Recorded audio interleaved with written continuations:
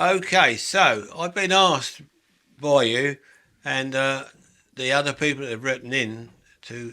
I'll give you an introduction and somewhat of a as non-technical idea or the insight into what it takes to make or the selection process involved in making really first-class audio equipment and valves and so on and so forth. The point is, when it comes to production, many people believe and mistakenly believe that they can go to a catalogue and they can pick a number out and they can buy this particular part and it's going to perform satisfactory. Right. Unfortunately, that is not the case almost all the time, because if you read the technical specification sheet very carefully, what the specification sheet doesn't tell you is almost invariably what you need to know, because that is the art form in writing the specification sheet. Specification sheet on electronics is an art form, and it is basically controlled by the sales department of the factory to sell their components to as many people as they can. All right? Now, when it comes to transistors, the transistors are manufactured. Basically, you can think of it like a pizza. They've got different ingredients or the same ingredients, and they're spread out over the pizza disc. And the pizza disc, or in this case, a silicon disc, is fired up at in different stages with different chemicals and different lithography added to form the transistor. But when it goes into the furnace and it goes through these different processes, there is a huge difference between, say, the edge of the silicon disc, the middle of it, and so on and so forth. Now, as they start to go into production with the silicon manufacturer, they have a very what is called a manufacturing yield curve, right? Yeah. Which means that they start off with a new die, which is like, well, yeah, the basic formula for the transistor or the schematic. Then, as they make the first few, they might only get 5 or 6% yield that are any good. The rest of them, junk. Yeah. So then they continuously refine the process, but then they have to stop at a certain point when they're manufacturing to decide now is the time where we can further select what we've produced into various different transistors, which we'll give a different number to. They'll categorize the transistor, even though it has the same manufacturing die, or so from a photolithography, or if you took a picture of it, a microphoto, it would look the same, but it's not the same because it's been manufactured differently, or it's in a different part of the wafer. So yeah, what you've got then is the selection process. So even with what you would think is a Commonal garden audio transistor, they come from a family of them which share a die or basic configuration of the transistor. But you might get one die might produce 20 or 30 distinct numbers. Yeah. Right? And some of the numbers would be selected for, say, low current, high current, low noise, high voltage, low voltage, all kinds of different parameters that you would want to specify the transistor for. You know, maximum operating voltage, minimum operating voltage, so on and so forth. But they carefully select all these out. So what you're left with is, even in the case of, say, what would be a selected low noise transistor, they make those in maybe 4 different bands. They might say, for instance, a BC 549. Then it'll be a 549A, 549B, 549C. Now, they might the only thing they might quote as being different between the 4 selections of this one number, right? And remember, there's also a BC 548, which is slightly different, and so it goes on and on. But the HFE of the transistors might vary from the cheapest variation would be the one that, say, varies from 20 to 450. Big spread, over 25 to 1. Yeah. Then they have another one that goes from maybe, I don't know, goes up to 120. Then they go 250, and then they go another one that goes 250 to 450. So you see, as the selection process goes on, and depending upon the production yield, so the price changes, right? So the actual selection of a transistor you're going to use is not as simple as it looks. Yeah. Yeah. It's very, very complicated, and when you're manufacturing, when you're manufacturing in quantity, you're buying, a lot of one type. You need consistency, so that anything you take out of a box of 5,000 you can use. You can't buy the cheapest one, because you wouldn't have a consistency in performance of the product you're manufacturing. So that's the way it goes. So with silicon transistors, this improved.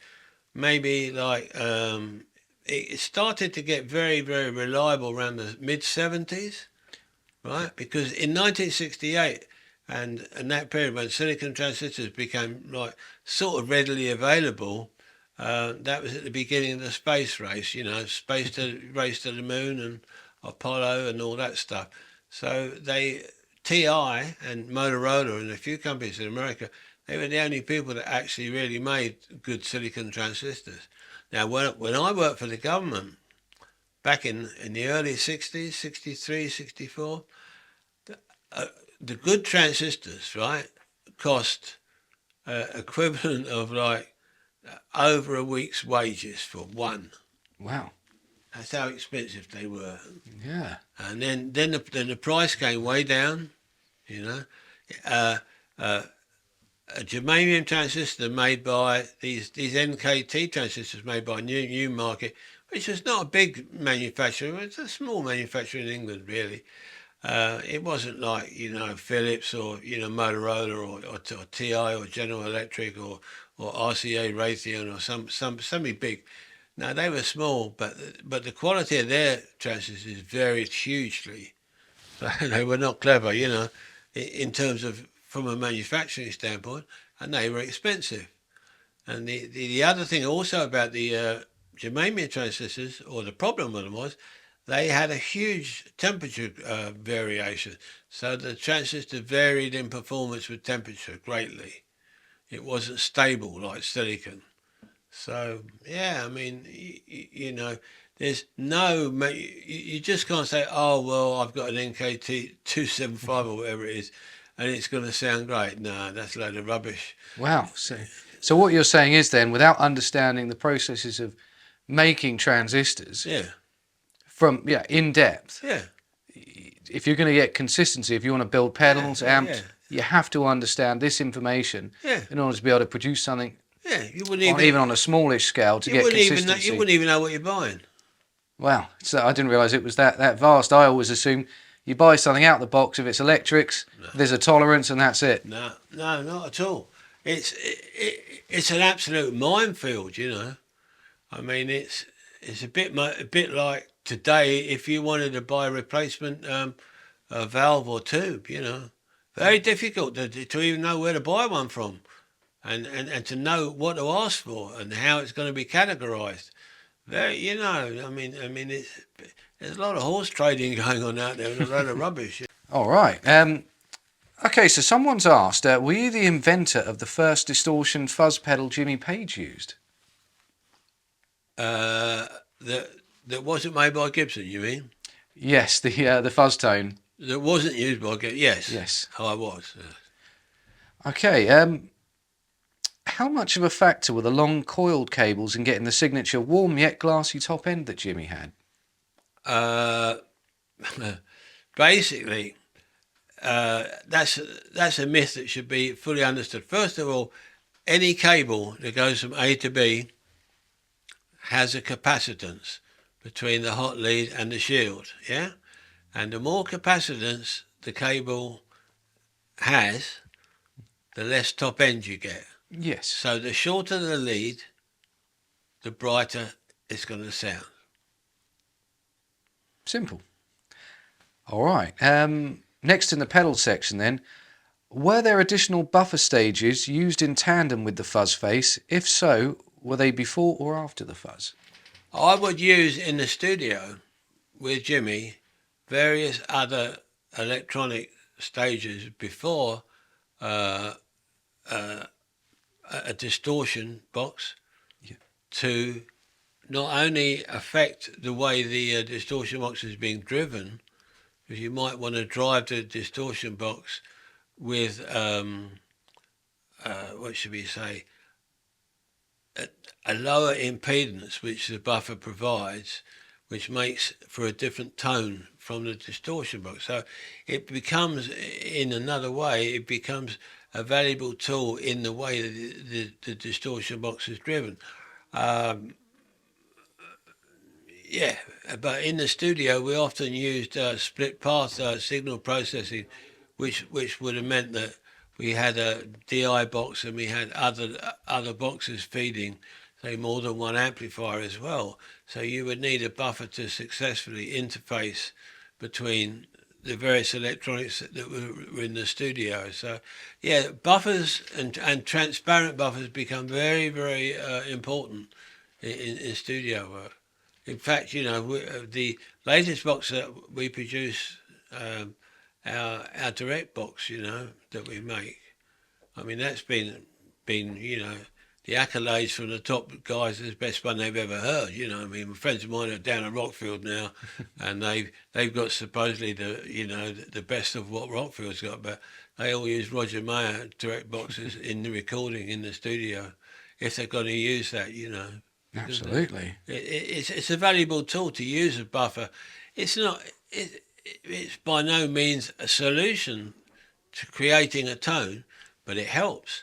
But of course, in the studio, the other thing that people forget, and if you've got a variable power supply and you've got, you know, a good power supply, then you can play along with the voltage that your actual distortion boxes run at.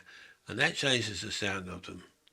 Yeah, Keith Richards is always cited for doing that, isn't he? Using an old battery and like a fuzz box to get that kind of really gnarly sound. Yeah, because I mean, you know, why wouldn't you change the voltage if you could, just to see the way it sounds? Absolutely. Because when you're actually designing a box, and there again, you have, pardon me, you have to pick a starting point, right? Which is in a way is determined by your power supply, right, or the battery, or your power source rather, and then that determines the initial bias point, right?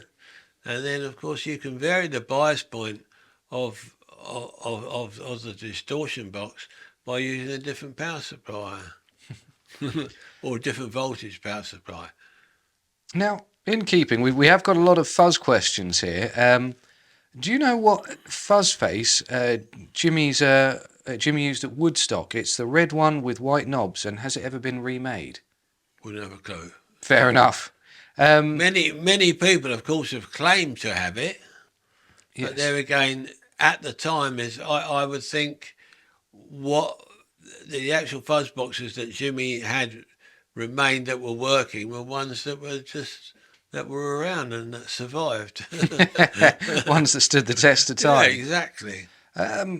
Okay, this is one actually, because modern guitarists were always told, if you're going to run a fuzz pedal, it's the first thing in your chain, then you go into the wah. Someone's asked, why did Jimmy go from the wah pedal into the fuzz and not the other way round? Well, because the fact of the matter is, there is a difference. Because if you feed a wire, say, let's start it this way. If the actual distortion pedal is producing from what you might imagine is a virtual square wave, for instance, from a simplistic standpoint, when you put that into a variable filter, such as a wah pedal, it'll only have so much effect because it's got so much compression and it's all been squared off. You can't do you know, the actual harmonics that the square wave contains is only going to be affected in a certain way by the wah pedal, right? So now we flip it around the other way. When you have the wah pedal up front, it does two things. When a guitar plugs into a wah pedal, even, you know, we're talking about, you know, a bog standard Vox or you know, even if it was a, you know, a Crybaby back then, you know, the Gen, you know, the Italian one, whatever, it doesn't matter which one. The actual input impedance of the fuzz box, I mean, sorry, the input impedance of the wah pedal, even in bypass, was enough to load the guitar down quite significantly, really. I mean, the input impedance of like a regular wah pedal is only about 100k, if that. So that's going to take off an awful lot of treble from the guitar, and therefore when you get that wah sound that's sweeping, obviously, you know, up, you know, from the 400 peak up to the 2.2k peak on a wah pedal, and you put that into distortion, that's going to change the way the distortion box works, because the distortion box in itself might have some equalization up front, it might have some equalization in the middle stages and on the end. So you actually have a greater effect by having the wah pedal up front of a fuzz box than you would the other way around. Basically. Okay, now someone's asked about the Octavia. If your Octavia was built mainly for the studio, how did you make a unit that would work well with his stage rig? The point was, back in the early days, we didn't use the Octavia, or the wedge-shaped Octavia. It was only used on very special occasions because we didn't have many of them, and they were extraordinarily expensive to build, and they would be considered like prototypes. And the fact of the matter is that you couldn't go to a store and make them, because I had to personally make them, and I was very busy making my recording studio equipment, and basically that's the reason. You know, they're very valuable, and they can't be replaced that easily.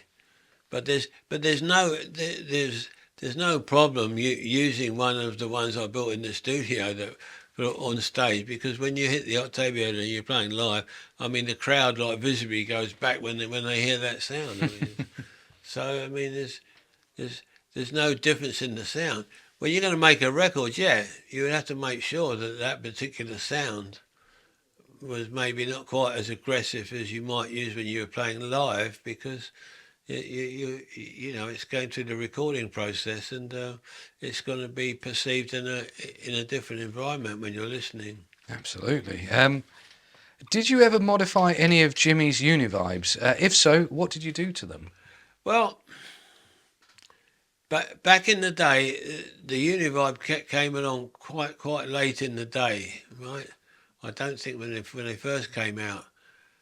The problem with the Univibe, once again, was number one, it didn't have any regulated power supply in the Univibe. So it worked straight off the mains. It was originally kind of designed to, not for guitar, it was designed for some kind of organ business, you know? Yes. And so forth. So that was the major problem. So even if you had one of them, a Univibe pedal that you liked on one day, it wouldn't sound the same the next day, because the temperature had changed and the voltage had changed. Yes. Because those particular devices are, they are a filter that is very that has to be controlled and you know, set up to work, you know, within a set voltage. You just can't, you know, it's got to be dead stable, else it's not going to work from day to day. And then all the light cells that you've got within them then also have to be matched. So the chances of you buying two of them the same are very small. You would get an effect, but not necessarily great, you know. So that was the problem. Oh, interesting. So a bit of variation. Did you ever have to build a custom Wawa for Jimmy or just modify stock ones? I never, back in the day, we used to put other electronics in front of the Wawa. So I never got down to actually designing a brand new Wawa printed circuit card because I was not that particularly interested in it, but because I could also take what would be thought of as a standard one and add other components around the circuit to tune it to a specific sound that Jimmy might like. So you wouldn't have to do much with the. You could keep the same kind of coil. Yes. But you can play around with it with a circuit around it extensively to tune it differently. Absolutely. We're just the last few questions I have on pedals. We're going to kind of move away from Jimmy and more your own pedals. Before we do, I was going to ask you about some of your kind of amp in a box, your amp sims. Oh yeah, that came up. I don't know when we started them, about what, 2014 or something like that. They came about because when people were playing live, they wanted an alternative. There were two alternatives. One was to play straight into the desk. So the Super 57 Amp Plus box, it's got the same EQ and the same type of distortion, triad distortion, which is wave shaped, very similar to our 456 wave shaping that we use today. And, it gives you a very accurate sound straight into the desk. Yeah. And it's analog. There's no algorithm involved in it, so there's no jitter, there's no this, no that. It gives you a very, very good sound into the desk of what a 57 amplifier might sound like. Now, I started playing around with that by using actually, back in the day, I made some of my early direct boxes that were made in the 80s used, 12AX7 tubes in a rack mounted box, and we used the first few stages of the Fender Super style with the same kind of EQ. Yeah. To make a direct box that played into the recording desk. But that lacked, those boxes, although they were great sounding direct boxes, that lacked the wave shaping that the Amp Plus introduced. So now that takes it up to another level. So if someone was playing live on stage, they could have a Fender Super, behind them. Their guitar goes into the Amp Plus, split the guitar, then it goes off to the PA. So now suddenly, not only have you got a 200 watt or 100 watt Super Twin, you've got like 3 kilowatt out front. That sounds better than had you mic'd it up, you see. Very, very important. It's a very direct sound. Well, I mean, you can put your signal chain and pedals in front of it, but what it gives you that directness, which really, when it's mixed in with the PA, it gives you a lot of penetration into the audience. So it's good. It's better than that. It's a superior way of getting the sound into the PA than had you try to a straightforward direct box and so forth. No, it's better. Yeah. Okay. And that's one of them. So I made that one, and then I made the Marshall M59 version of the Marshall one, and one of the most popular ones we use is the Ampeg. It's the bass one. Yeah. Yeah. That simulates an Ampeg bass amplifier. Very good. So that means that lower level, you can get the sound of the tubes in an Ampeg crunching. And you can blow it straight onto tape, Yeah. So something for guitarists and bass players then. Yeah, well, you mustn't forget the bass player. Yeah, very important. Sometimes we do. Okay, sticking with your pedals then. Are the newer pedal range in the smaller enclosures, i.e. Voodoo Blues, etc., vastly different circuit-wise and sound-wise to the older Vision series with the slightly larger enclosures? No, not at all. The only thing that I've done recently is to probably add slightly more.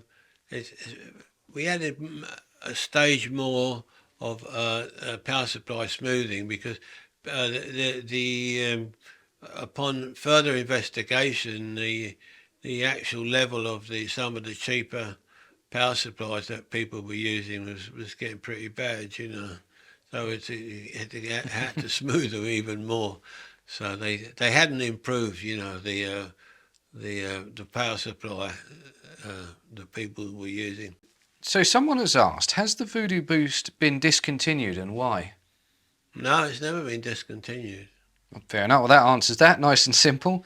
Now, bear with me on this. This is quite a long question. I have one of the older Synergy series pedals with the Voodoo 1 on the high band and the Voodoo Boost on the low band, so you can mix the two together. Yeah. But wasn't ever sure about where to place that particular pedal in the chain. As you say, distortion normally comes before chorusing and modulation effects, and echo, delay, etc. Last, but as he says, the Voodoo Boost should be used last in the chain, and this pedal has both effects, so would love to know more about that. Well, the idea of that particular series, which was quite popular but never fully adopted because people never were au fait or never understood the benefit of parallel path processing, which we would have done in the studio automatically. This pedal has basically got two pedals in one that you can blend together to get different sounds. You see, if you're using one parallel here and one there and you can blend them together, you're going to get more combinations. But that really assumes that you know what you're doing and that you know what you're going to want. You see, there will be no fixed recommendations because it would be entirely up to you. I mean, it's like in the recording studio. If you're using two amplifiers, which we used to use a lot with Jimmy recording, you know, the blend between the two, how you can't preconceive that until you're playing, and then you have to make a decision at the same time, which is what you'd have to do with the box that gives you that capability of parallel path processing. It's up to you how you twiddle the knobs, because it's two separate fuzz boxes really, just mixed into one. So a bit of experimenting then, see what works for you, would you say? Well, yeah, I mean, but that would be true of making a record, wouldn't it? Absolutely. Well, that wraps us up nicely for pedals. We have our last section, and this is kind of quite a nice section, really. It's a little bit more about your relationship with Jimmy and maybe some of the other musicians you worked with. Mm-hmm. What gear was important to Jimmy, and did he have a cherished guitar, or were they all just tools to him? You speak to any guitar player, not just Jimmy. I think any one day or one period in time, he's going to have not necessarily a favourite guitar, but he's going to have a guitar that he plays more than another one. And this could be for many reasons, you know. Convenience, it happened to be in his flat or so on and so forth, or whatever. And he might have a sentimental attachment to one particular guitar, and he doesn't want to ruin it or have it stolen or this and that, you know.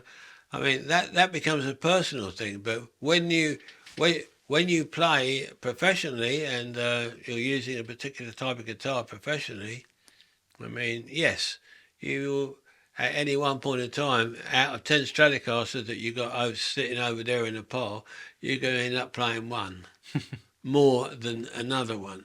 But when you're playing live, we had to take, Jimmy would take a couple of guitars up to the stage, and I'd take three. So maybe if we had the luxury of having 5 guitars beside us on the stage, then we change them as one went out of tune or this and that, or you know. So it just becomes, you know, are we playing live? Are you recording? Are you doing this? Are you doing that? It just depends what you want. If you're in the studio, then you've got a lot more time to consider very carefully your actual choice of guitar for a particular part of a song.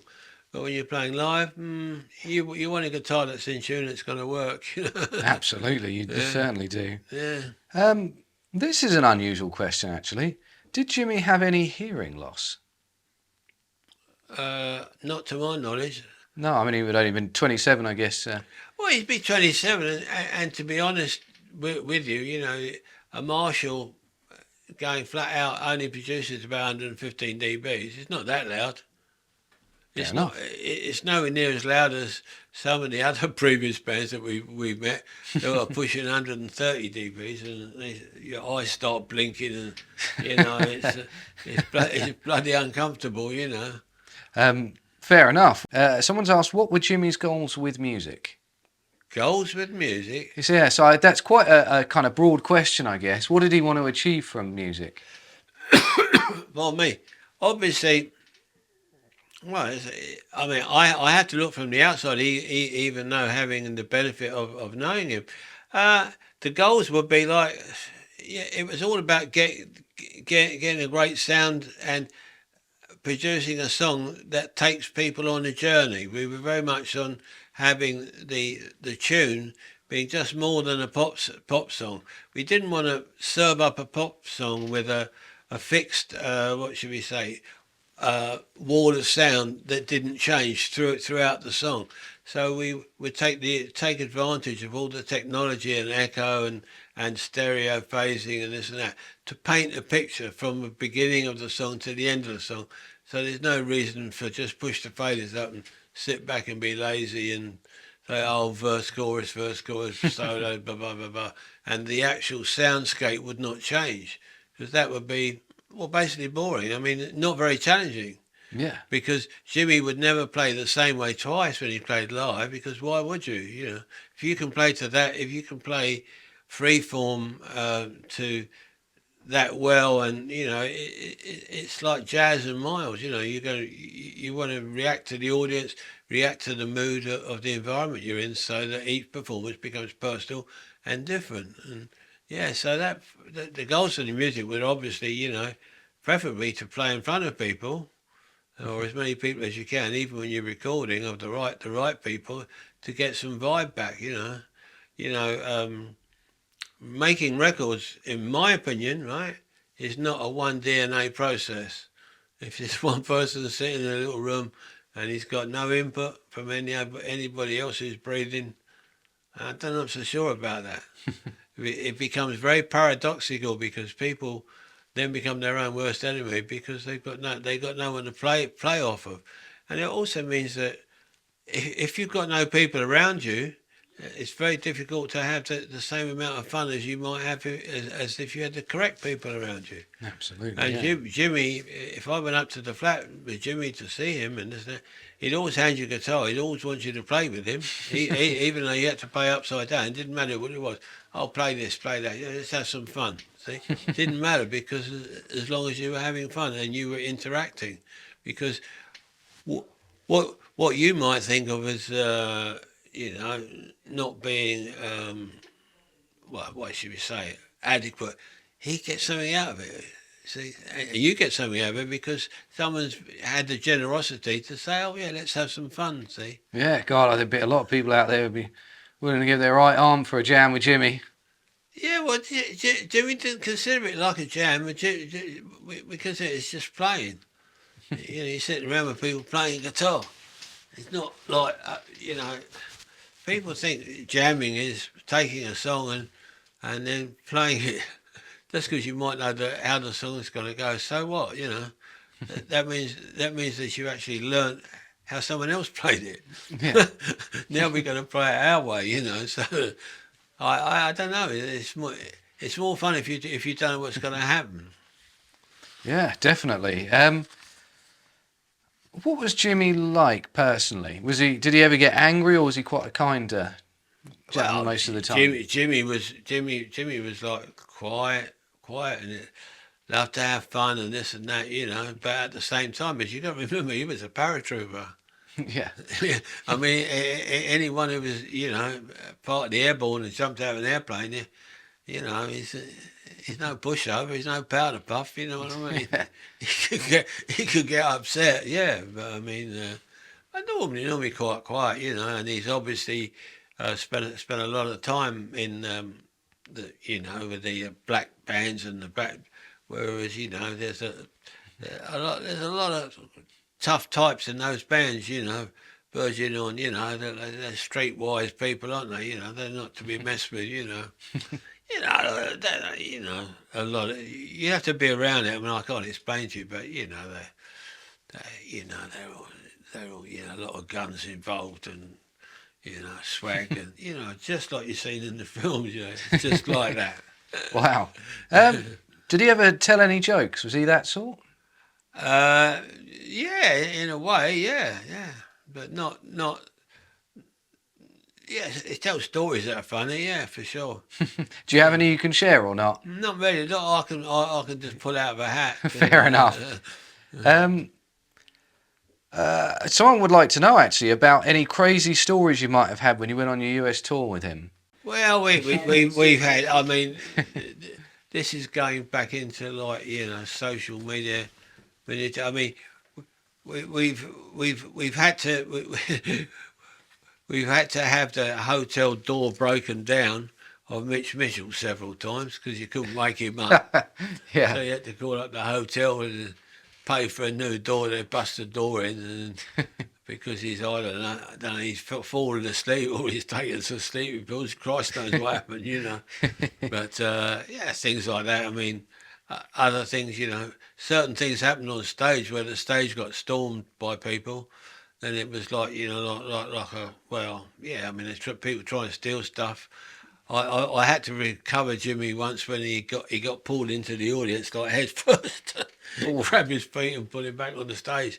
Oh yeah, and pretty crazy stuff like that. Yeah, it was pretty mayhem, Yeah. with the crowd, because we had no security really.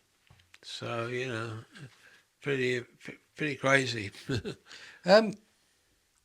I think this is actually kind of getting us towards the end of Jimmy's questions musically now. So someone would like to know, do you think drugs helped to inspire how he played the guitar and used his gear in it or his songwriting? That would be, I mean, at the time, of course, you are dealing with the loving and the hippie powers and this and that. I think it would be an overestimation to imagine that Jimmy played like a lot on LSD because you can't play that well on LSD for a start. But I mean, obviously people were smoking pot and doing a few things, but no, I don't think. I mean, obviously that whole culture of all the club scene and back in the 60s and in the hippie scene, yeah.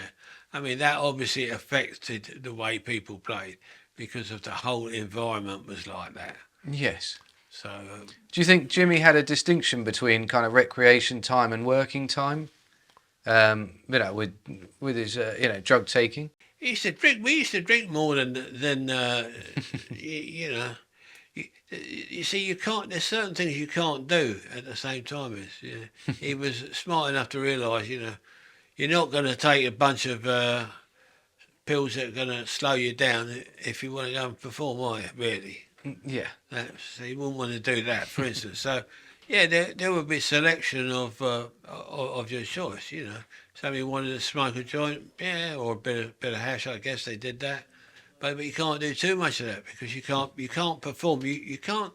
You watch Jimmy playing it with that virtuosity, you can't imagine that he could have been that stoned. Yes. He wasn't.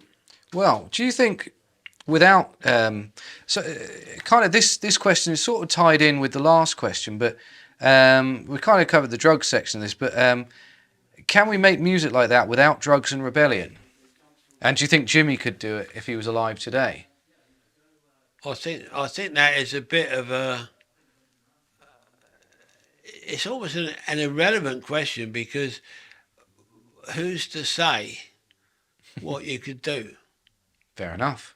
I mean, I wouldn't. I don't know what other people do personally, because you'd have to be around them, and I've been around Bob Marley, and they obviously smoke a fair bit of ganja, but the point is they do it every day, so the effect on them would be different than anybody else, because it becomes a lifestyle, and also it wouldn't be the same. Just because you can, if you're a fairly heavy drinker or you're used to it, yeah. I didn't. I mean, I never saw Jimmy get up on stage falling about with alcohol. To be honest with you. Yeah. He'd go to a club and have a few drinks, but he wouldn't. Not to be to, no. It would just naturally happen generally if he was out. Yeah, He's not the sort like we do now, go out on a Friday night and see how much we can drink. It wasn't that. You see, yeah, just because you might have had 10 Scotch and whiskies, so what? If you do that every day, it's no big deal, It's only half a bottle, Yeah. So, I mean, I think there's too much of that made, and to think that these people were absolutely. It's not like someone being on heroin. That's different. Yeah. How come you haven't written a book about all of your experiences with the best guitarist the world has ever known? Well, I've been asked by many people, and the point, my feeling is personally, is that I wouldn't want to write a book about, like, that would just be little anecdotes of what, someone might want to do, right? I have no interest in that. I don't want to know what happened on Friday when we went to fish and chips and the guy fell over and he smashed his teeth because he was drunk. All this crap. I mean, they do people want to write vacuous books. They got no right. I mean, a lot of people have got.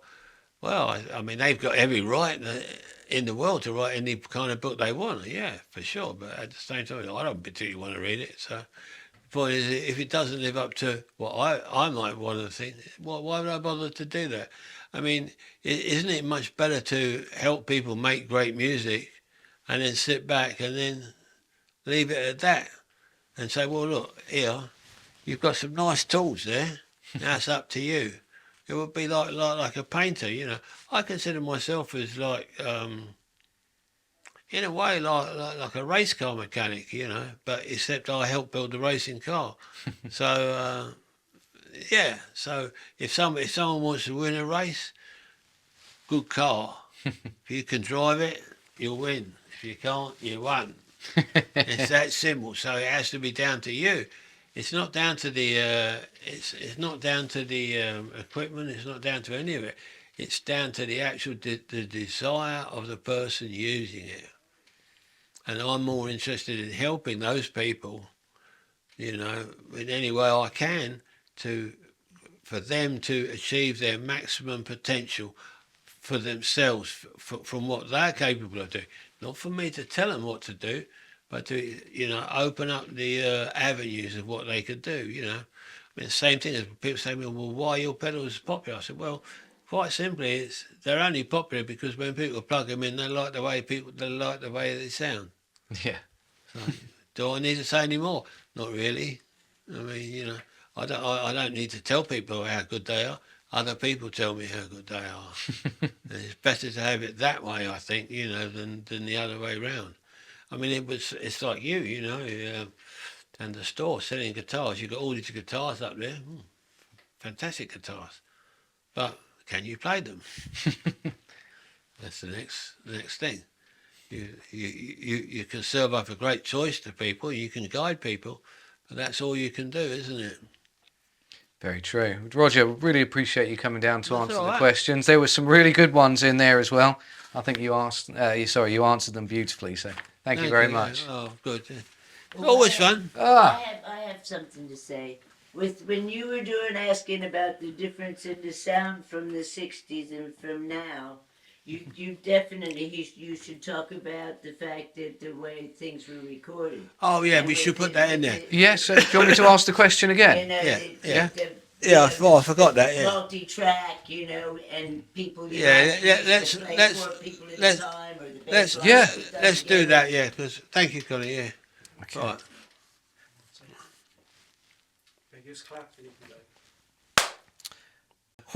One question that someone's asked is, What do you think of modern music, and what made the music in the 60s so different before its time and since? Yes, that's a very interesting question, because there are many factors that you should consider. Number one, we won't go back too far, but most records like Frank Sinatra and Elvis Presley and so forth, they were recorded basically stereo, with a couple of overdubs. It wasn't until maybe 1964 or so on and so forth that 4-track tape recording became in vogue.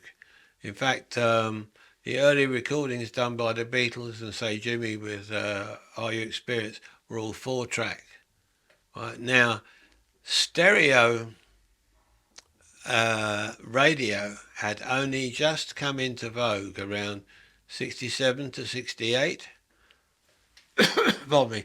Stereo records or albums had started being produced probably first by the Beach Boys, 67, 66. And so the advent of stereo brought in a whole new wave of type of music. The way it was recorded also changed, primarily, say, from the Motown era, and some of the soul sessions up to 68, 69 in New York, where they were recorded with a lot of musicians in one room.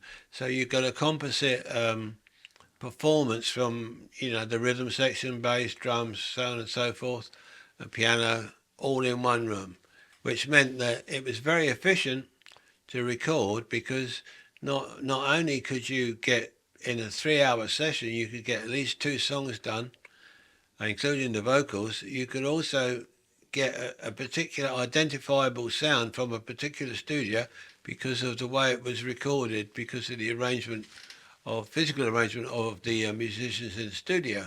So that kind of started to change around the 68 with the Beatles, where they had more overdubbing and more.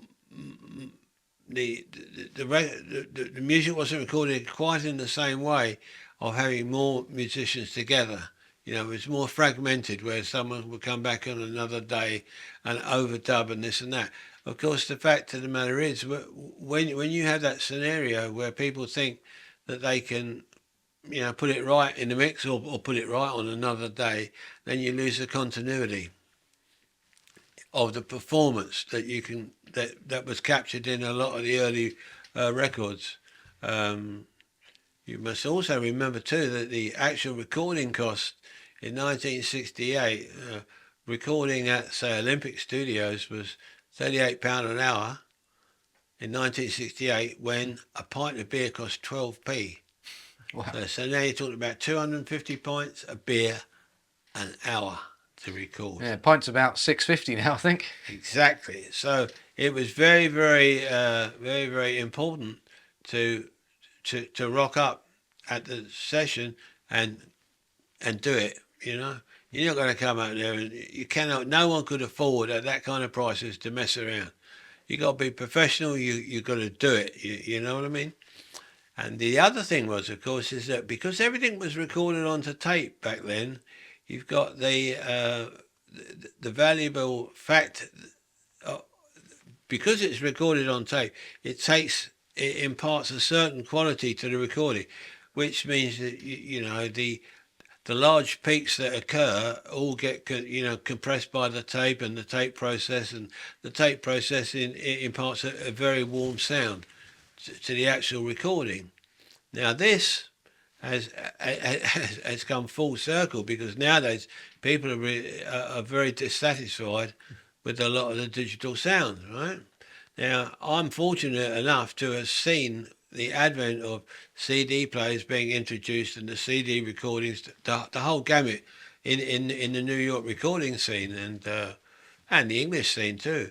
So that my take on it today was to reintroduce to analyse why the actual sound that you got when you recorded on tape couldn't be duplicated very well on digital without further processing.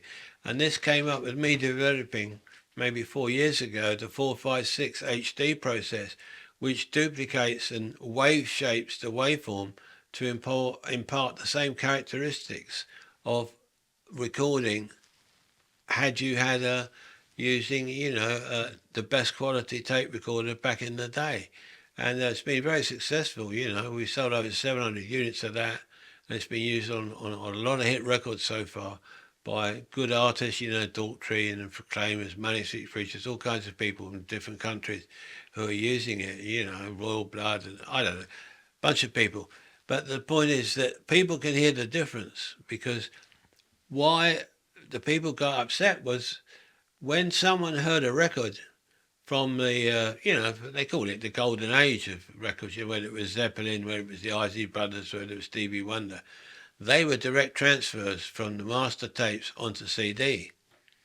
No, you have no problem if you've got a great mix on a master tape and you record it to a CD.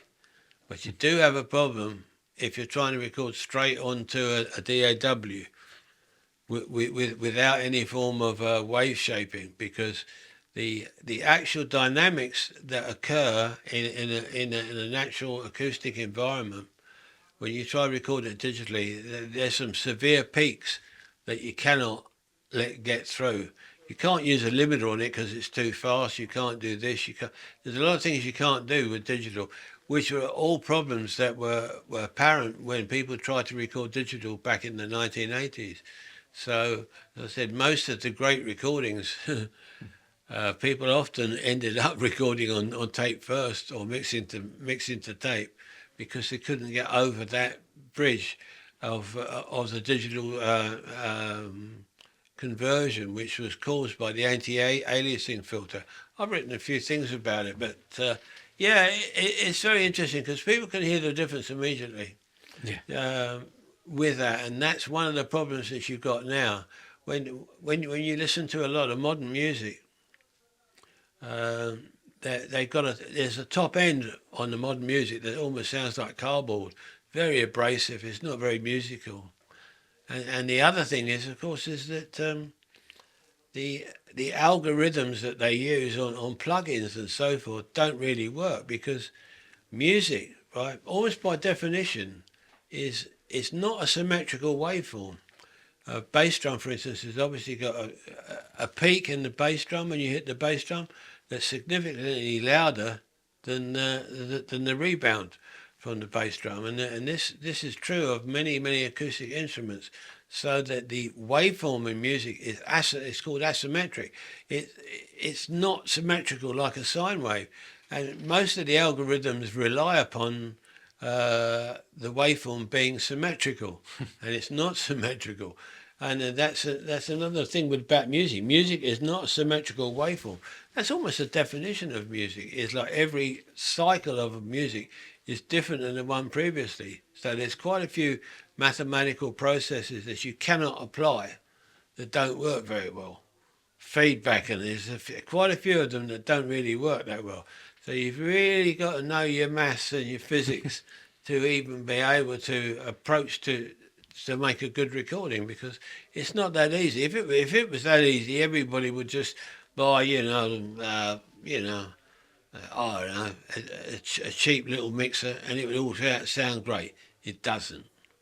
There's a reason for it, and the reason requires quite a bit of looking into, because it's all about getting it to sound right. And my advice to anyone when they listen to modern music and old-fashioned music is use an old-fashioned music as a reference, and then you try and work out in your own head, why does the stuff I've recorded don't sound so good?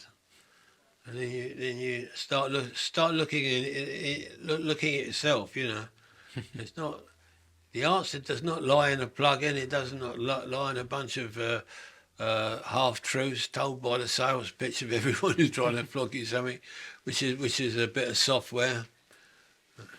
So, I mean, have a listen to it. That's why these records are considered legendary. I mean, I've been fortunate enough to be involved with maybe 3 records of the century, I mean, into the Bob Marley Exodus was considered one, and some of the Stevie Wonder was considered that, and of course Jimmy, so these records have stood the test of time, and obviously what we were doing, and our approach to recording was, well, yeah, stood the test of time. If anyone's doing anything any better, I want to hear it. Serve it up to me tomorrow, please. Bring it on. Don't tell me how good it is. Show me how good it is, and that's not. Don't apologise for your ineptness and as being a modern.